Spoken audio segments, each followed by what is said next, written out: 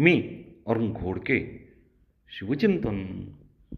सह्याद्रीच्या उंच कड्यावर उभे असलेले गडकोट हे केवळ दगडांचे ढिगारे नाहीत, तर ते स्वराज्याच्या स्वप्नांची साक्ष देणारे साक्षीदार आहेत. प्रत्येक गड हा जाज्वल्य इतिहासाची गाथा सांगतो आहे. प्रत्येक तटबंदीवरती स्वातंत्र्याचा निनाद आजही घुमत आहे. म्हणून गडकोटांचे संवर्धन होणे काळाची गरज आहे. सह्याद्रीच्या कुशीतील या गडकिल्ल्यांनी असंख्य रणसंग्राम अनुभवले, जय पराजय पाहिला आणि शिवरायांच्या अजेय इच्छाशक्तींचे साक्षीदार बनले. परंतु काळाच्या ओघात या गडाचे वैभव मावळू लागले.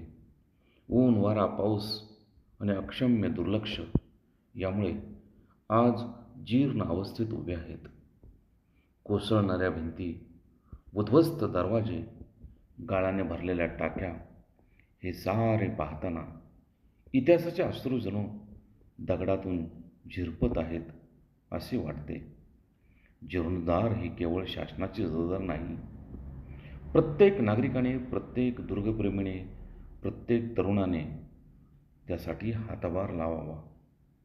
किल्ल्यावर कचरा न टाकणे, ऐतिहासिक वस्तूंचा आदर राखणे आणि गडसंवर्धनाच्या मोहिमेत सहभागी होणे हीच खरी राष्ट्रभक्ती होय.